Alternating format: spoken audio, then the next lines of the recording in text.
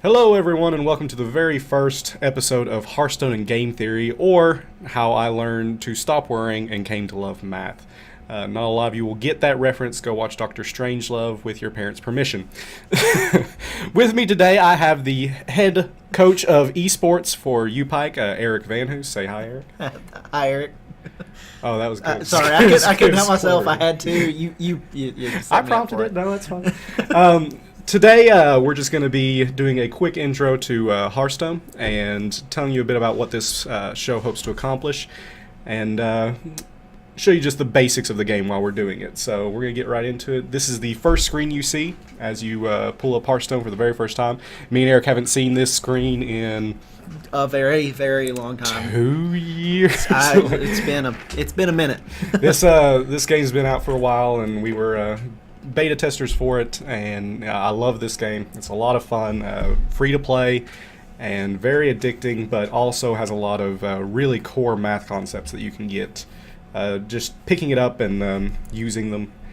And we're going to try to cater special episodes to anyone out there that needs something specific that they need to learn, such as statistics, or if you want to go a bit lower, you can go to just simple multiplication, addition, and subtraction. I mean, this game has a bit of everything. Obviously, we're not going to be doing any advanced geometry or long division. There won't be long division, but there will be a lot of just general, just everyday math. Yeah, and applications for it, which is what's important. So we're going to get right into it. We get free cards, and that is how you open a card pack. With explosions. Michael Bay filmed this portion of the segment. This Hearthstone game brought to you by Comcast. Oh, God. Can I not say Comcast? No. Oh, God, no. All right. Now, if anyone's played Blizzard games before, they kind of have a running theme where they tie all their games together. This one is mostly based in World of Warcraft, which my co-host here has played quite extensively. A minute or two. I don't want to talk about it. What is your actual time last time you checked on WoW? It's a lot of days. How many days? Over 200. Okay, Yeah. A lot of time. All right, don't judge me. There was literally a year of his life where he was in a video game. Shh, it's okay. But that's how he became an esports coach, kids. Listen, So it was under a year. Yeah, we'll see. It was close.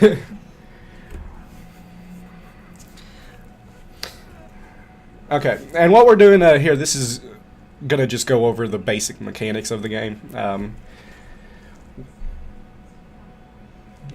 So these are our decks right here. We draw cards from them. Decks contain 30 cards. Your hand can have up to 10 cards in it. I was disconnected from BattleNet, so we're going to take a quick break. And we're back. Sorry about that interruption. Had a quick connection issue.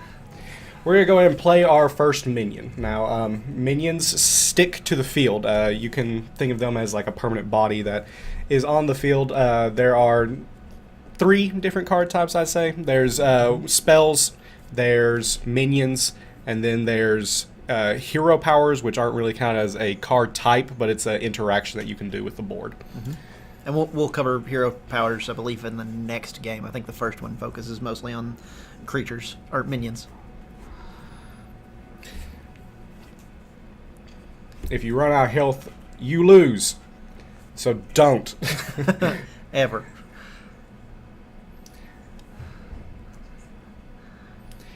Now, as you can see, this has the card breakdown. You have the art that's in the center of the card. That's just to look pretty and so you can recognize them. Your attack is the number on the bottom left. That is how much damage that minion does.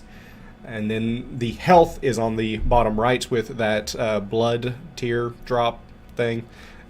What is that? Blood teardrop? That looks like it's a blood drop. I guess it's not a teardrop. Drop. It's a blood drop. Yeah. I don't know how most people cry out of or cry blood, but they don't. I don't think so.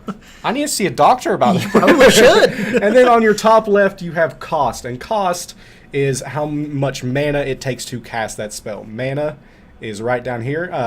Unlike other card games, most notably Magic: The Gathering, which is, as I understand, a fairly popular card game. Just a little bit. You gain mana each turn automatically. So you don't, like, your curve is a lot steadier in this game as opposed to other card games. You can ramp your deck up to match the mana per turn that you're getting. Yep. So we'll go ahead and play Bloodfin Raptor. Oh, You can attack. I can, but it's not. There we go. Crush that Null. We crushed that Null. In a real game, I probably wouldn't have done that. Yeah, I probably would have. You go face. But then again, in a real game, you would have had your hero power, and That's true. the mage hero power would have killed that minion. But How dare he? now, one thing you might want to take note of is that each of these, so both of these two cards costs 2 mana, and they are itemized about the same, just in different areas. They each have 5 points basically in those two, in their two, between their health and their attack, and the closer it gets to being even, the less it gives you. So in general, if you have a minion that has very low attack but a lot of health, that minion probably won't cost too much because that's kind of undervalued. But if it's a 4/5, that's going to be close. That's going to be usually about 4 mana for that ability, or for that. And this has really rare exceptions, and you're going to see a lot in standard play of this game or in ranked play of this game, where people try to, like, a bunch of the decks have really staple minions, and a staple card is one that's going to be in most decks. It's a card that either has low mana cost for good stats, or you get a lot for its mana cost. So one of the big ones is a 1-cost card called Zombie Chow, which is a 2/3 for 1 mana. And this right here is a 2/3 for 2 mana, so it's just a straight up better card at the cost of it heals the enemy hero. Whenever it dies. Whenever it dies, yeah. That thing is huge. Yeah. And we're just going to take that out real quick.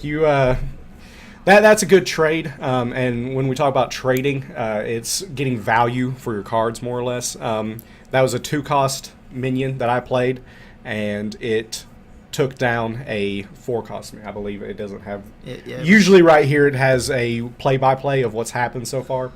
It didn't actually have a mana cost. Yeah, but technically it didn't have a mana cost. But he's missing 3 mana crystals, so I'm assuming it was 3 mana. No, that was for the Hogger Smash. Was that Hogger Smash? Yeah, Hogger Smash all was over 3. the place. Well, we're going to kill Hogger real quick for making me wrong.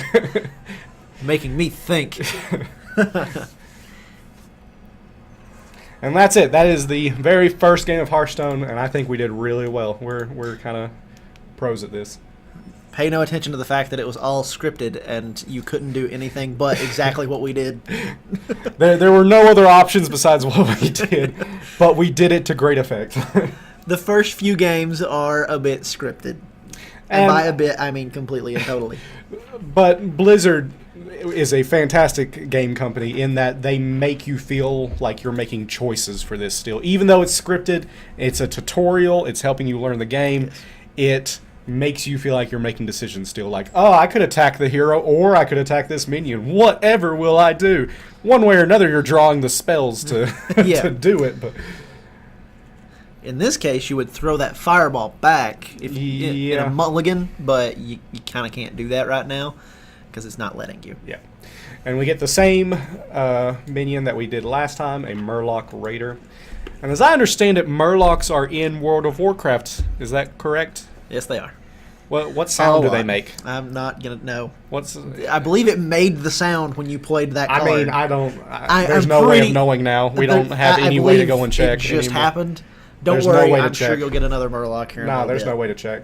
You have to do the sound for us. I'm not doing the sound. Do the sound! No. I refuse. It's something like... No. Shut up. Correct me if I'm wrong. Alright, so the spell that Millhouse there just played was Arcane Explosion. Arcane Explosion is an AoE ability. It's an area of effect. It basically hits everything on the board. Or rather, it hits multiple things on the board. So that one hits everything on your side of the board with 1 damage. So if you play, for example, we haven't seen some of the Paladin's abilities, but the Paladin plays a lot of cards that focus on putting out 1/1 minions. So if you play an Arcane Explosion after they put out a bunch of 1/1 minions, you can get a lot of value out of that. They may spend 2 turns building up that board, and then you play that Arcane Explosion, and you get a value play out of that.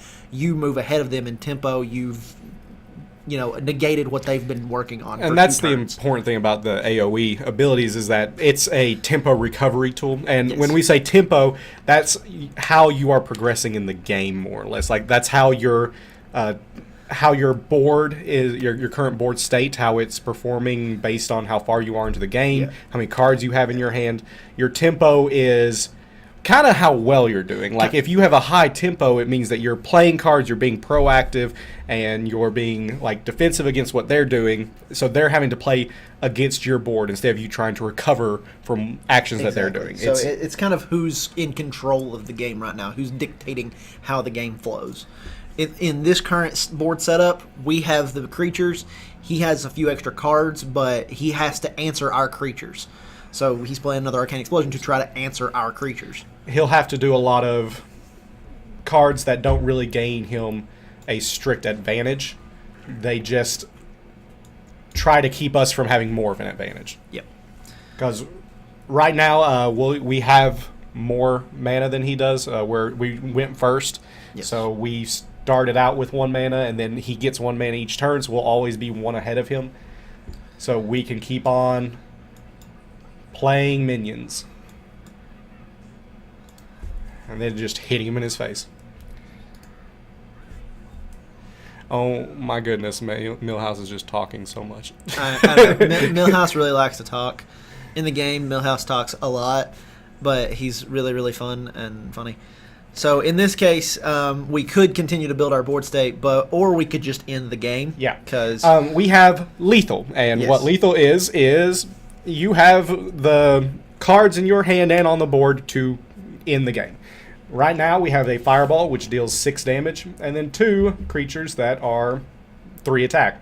So we can just fireball, and then hit him with a 3 attack minion. Now you see, if we wanted to be BM or bad mannered, we would have hit him with bowel movement.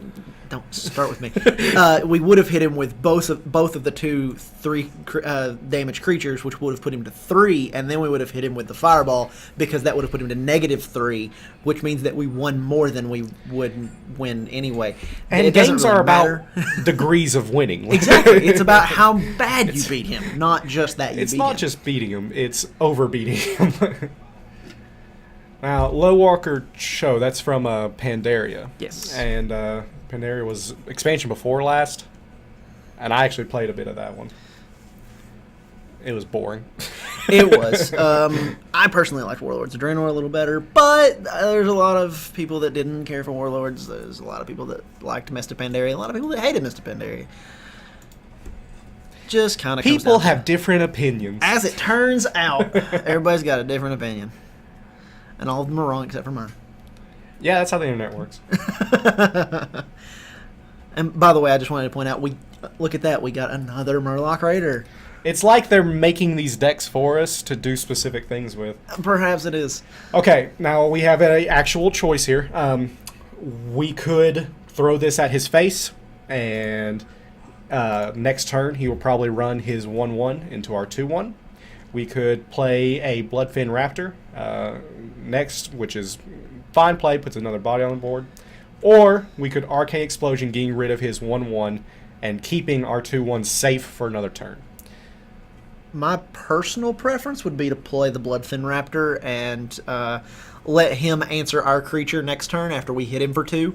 Because that means that we gain some more damage on him. He can't hit us. He has to focus on clearing our board. He may have a spell that clears the board a bit better, but unlikely. But we do have an answer for the 1/1 still. Exactly. And that's there are some minute details that you'll learn in this game as it goes on, but there are cards that buff other cards, which means that it gives them bonus stats, or Divine Shield, which is an ability that blocks a single attack from happening.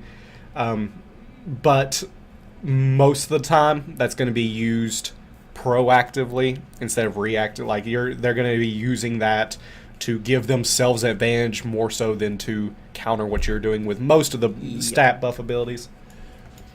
And a lot of those come from Druid, which are a lot of them are Druid and Paladin. I'd say have a lot of the. This minion gets a whole lot of defense now. Yeah. So he's just continuing to play weaker creatures than us. Again, shocker, it's scripted. Yeah. So we can just kind of continue to attack him and force him to answer us. Right there, I don't know. Well, I had my logic was I had Arcane Explosion, and I like this right here. So yeah. In this case, give your minions, and there's a stat buff. Yeah. Yeah, that's what we were talking about with the stat buff. That's a good card. Yeah, I wish that was an actual card. Not in the actual game because that would be kind of ridiculous. That card's really, really good. I want it. We're gonna hold on to Arcane Explosion because right now it's not gonna be anything meaningful for us. Yeah. Next turn he could run because I'm gonna clear this 4/3 right now. He could run that into either of these minions and we would still be able to kill it next turn unless he has a healing, and he doesn't, so we're fine. And he gave us another card. So now we get value out of this.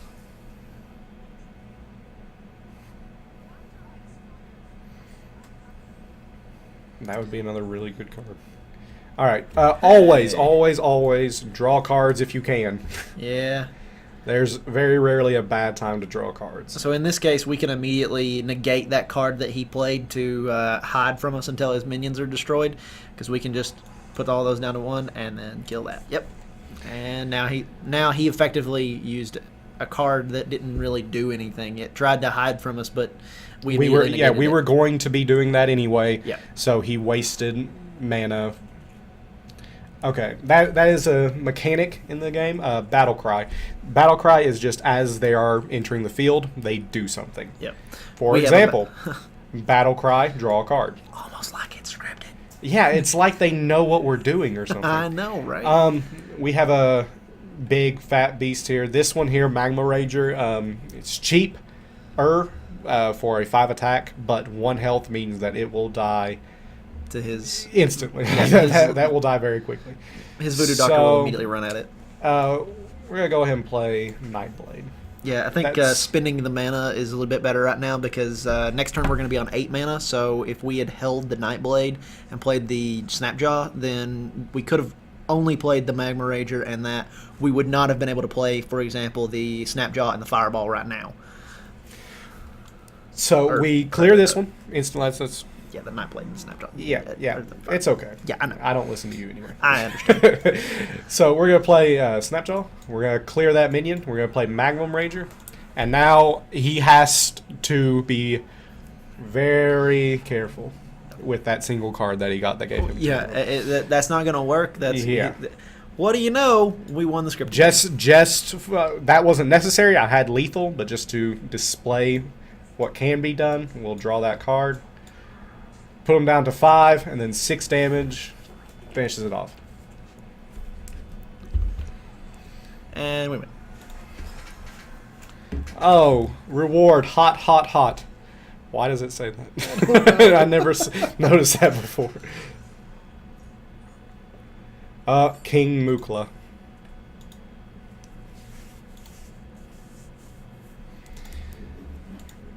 All right, and then after this one, we only have 2 more of the tutorial left, and we'll be ready to actually build our first deck.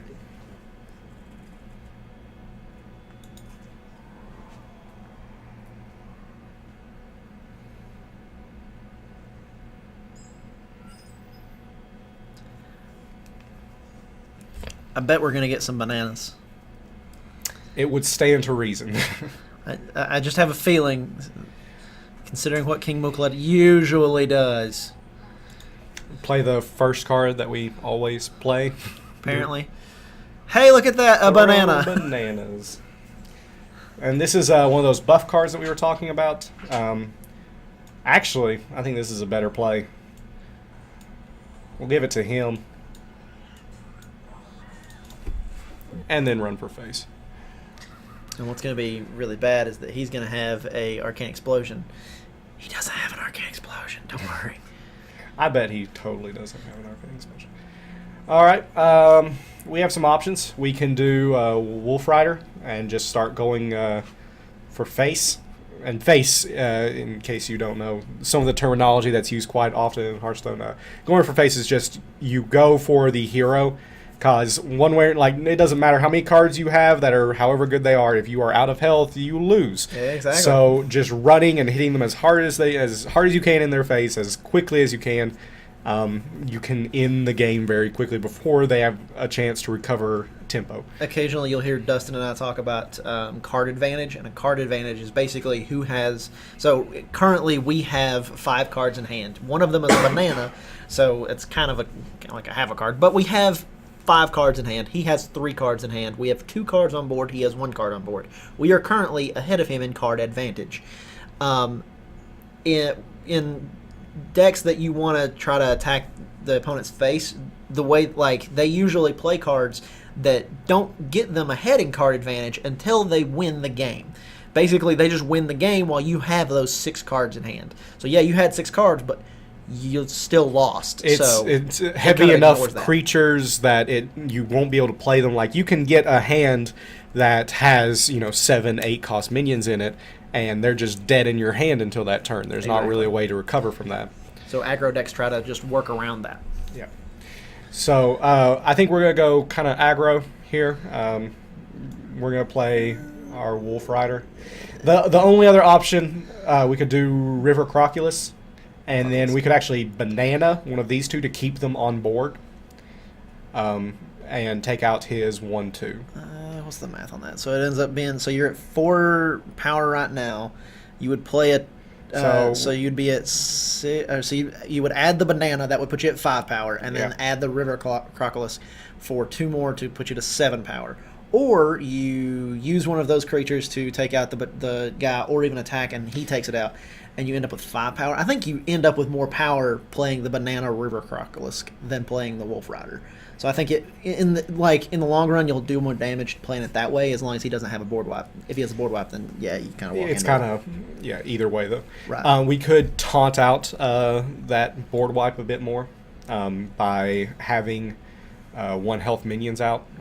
But again, this is scripted, so I don't think we're in too much danger one way or another. Right. So we'll do that. Take out that creature. And now we have a good board state. Something I forgot to mention, this minion has Charge. Charge is a battle cry, technically, I guess. That just means as soon as it enters the field, it can attack. It doesn't say it's a battle cry, and I think it can get Charge. Yeah, you can give something Charge, so it doesn't have to... It's not a battle cry, it's just kind of... It's something that only really matters the first turn that it gets played.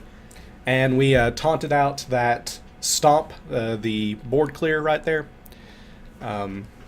So now we get to play our Wolf Rider and our Voodoo Doctor. Voodoo Doctor is the one with the battle cry to heal 2.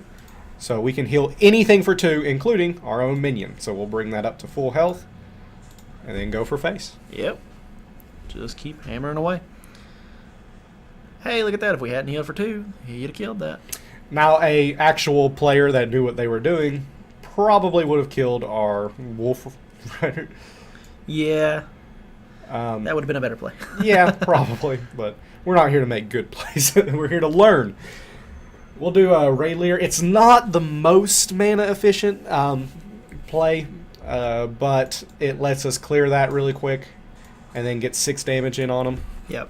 Which is more damage than we would have gotten if we'd used like a fireball to kill the taunt creature, and then it also leaves us more options, because if he does something like that, we still have the option of hitting him with a fireball here, and then if we drew another fireball, we could hit him with another one. So, and I mean, this isn't, always, but you do want, if you have the option to draw a card and it's in your plan for your turn, like, you can look at the cards you have, you know what you can do with them, and if you know you're able to draw a card, do it first, because it might change your plan. You might draw something that is perfect for the situation, such as that. You should especially do it when you're playing a scripted deck that really wants you to draw cards. Yeah. That teaches you that drawing cards is fantastic. Exactly. That's fine. He can take all the health he wants. Kind of a dead card, but it doesn't really matter to us. Because we're going to hit him for 12, 3, 6. I'm going to hold on to it. I'm going to hold on to it. Okay, fine. Yeah, that's true. In case he throws like a 5, 6. Yeah, there might be taunt something out. that I might not be able to get through. Fine. Okay. Now, that's not an actual card in the game. Or it would be great. Yeah. But this is why we held on to the Fireball. I just want to point out, he is a 10-10 that gets really, really big like that, whereas, oh God, what is his name?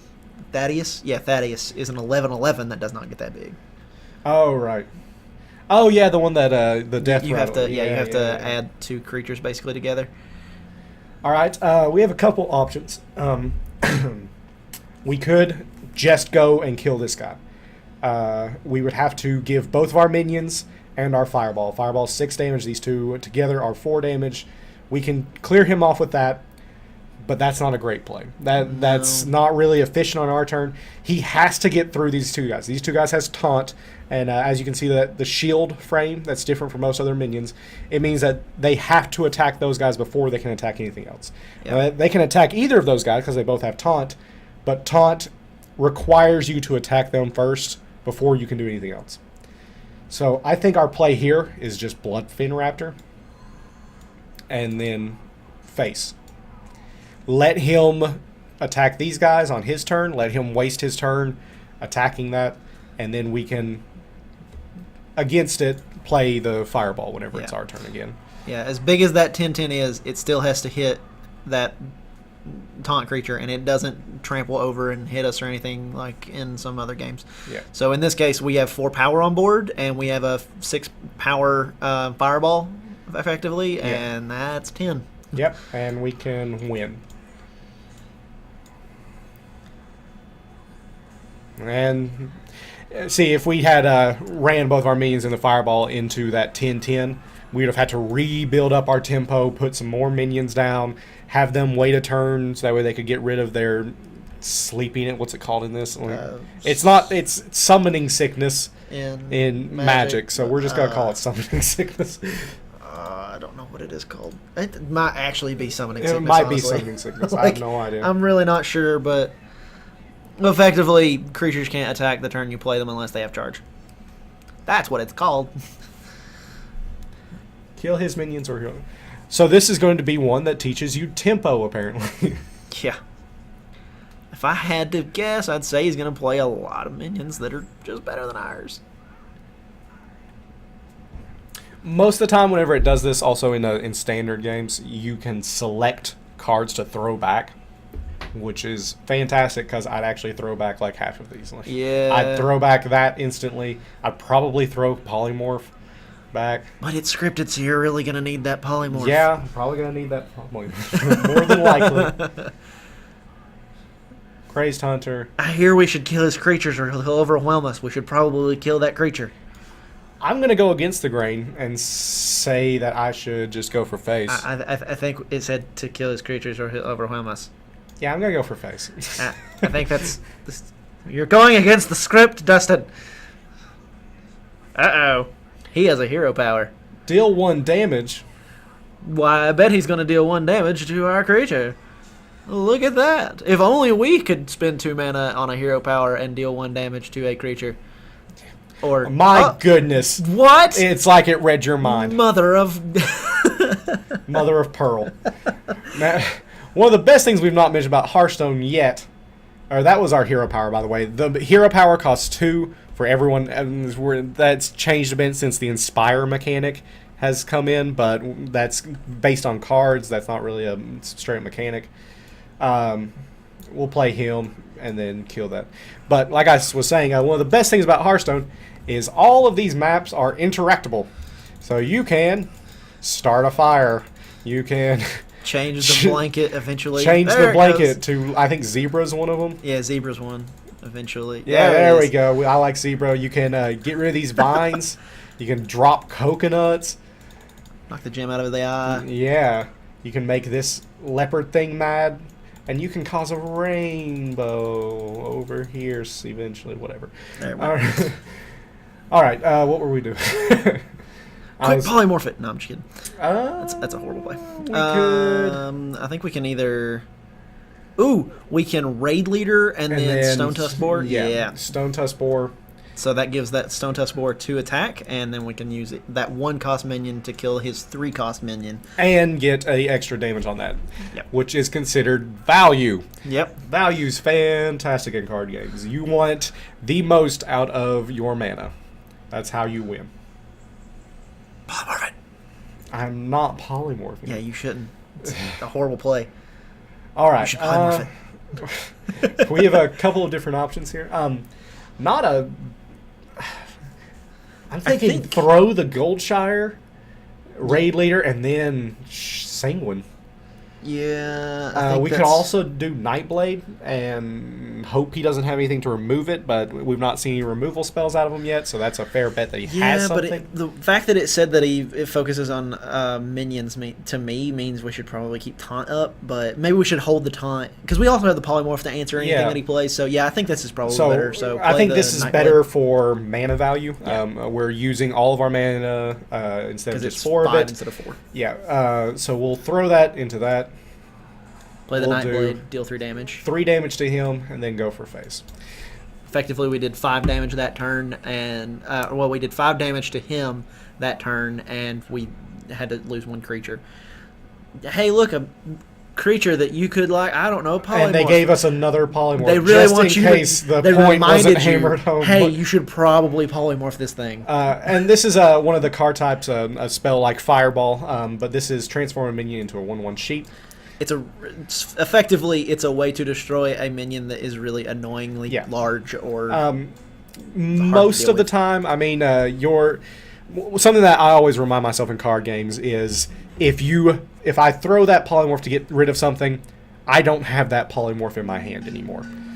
I can't use it for anything else, and if there's something later on that I need it for, it's just not there. So I'm going to try to find ways to not use that polymorph. I'm going to try to figure out how I can get around using a spell that can be really effective some other time. He says when he's about to play the second. I'm about to play it. I'm just saying. So in this case, but it makes sense right here because I have 5 damage on board, so I have lethal. I've got 7 damage total between these two.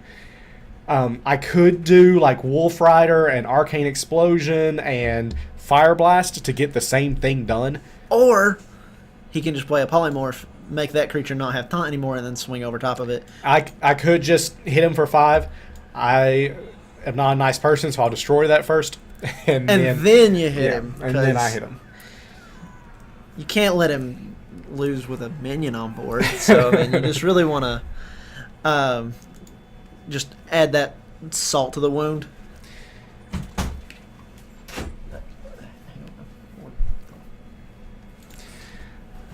Okay, and this is our very last one.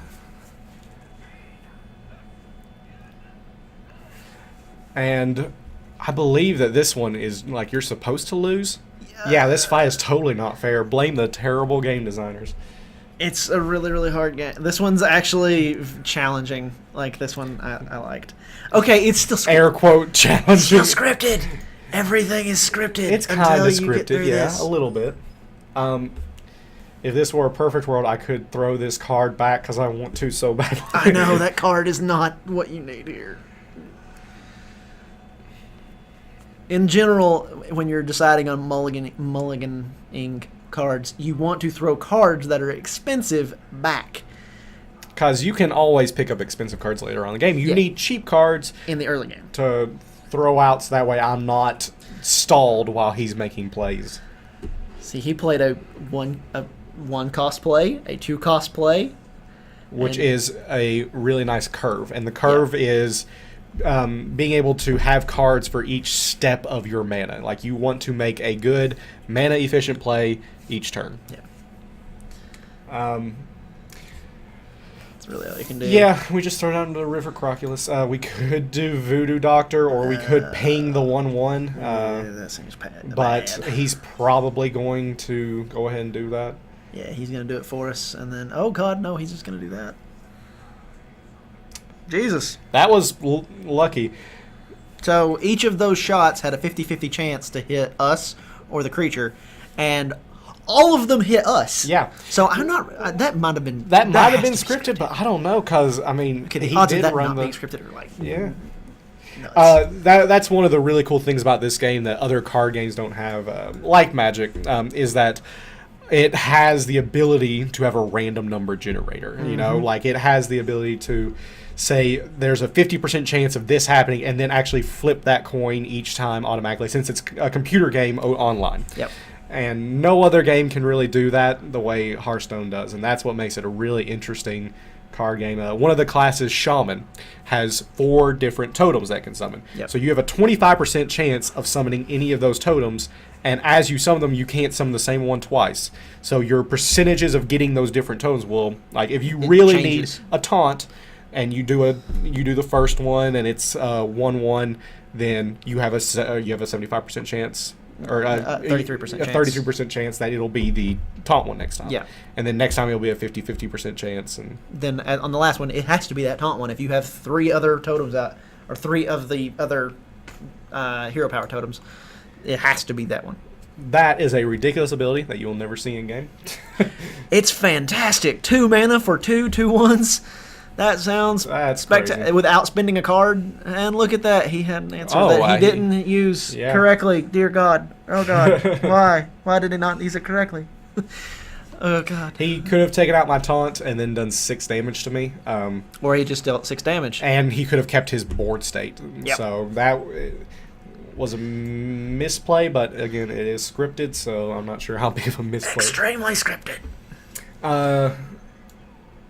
We'll throw out those 2 taunts. I'm not sure that's the right play.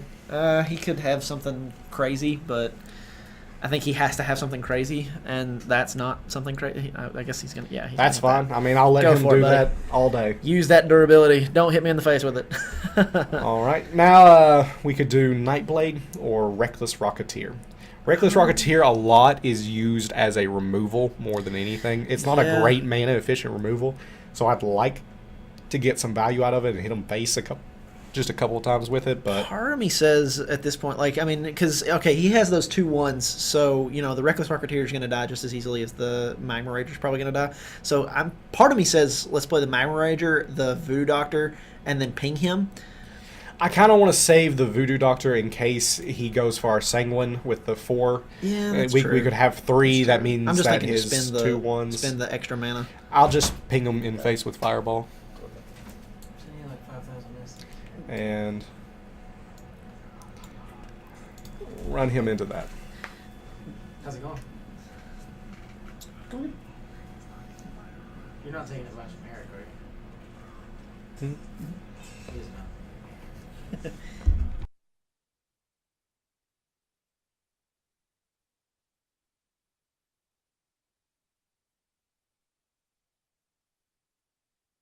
All right.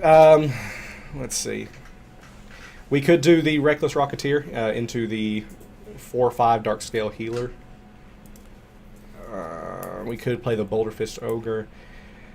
I like the Reckless Rocketeer into the 4/5 kind of, but that is just Wait, you got terribly. 8 We also power? have Wait. Arcane Explosion.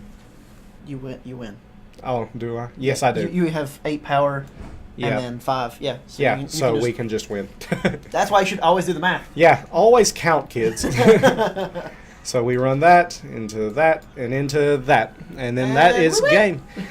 That is the just tutorial. Our next game, we will be actually building a deck and talking about how to do the free-to-play decks. And we'll get into some actual standard play and how the game works when it's actually being played. So thank you for joining us. This has been Dustin Potter with the Holler Studio and Eric VanHoose. Thank you very much for having me.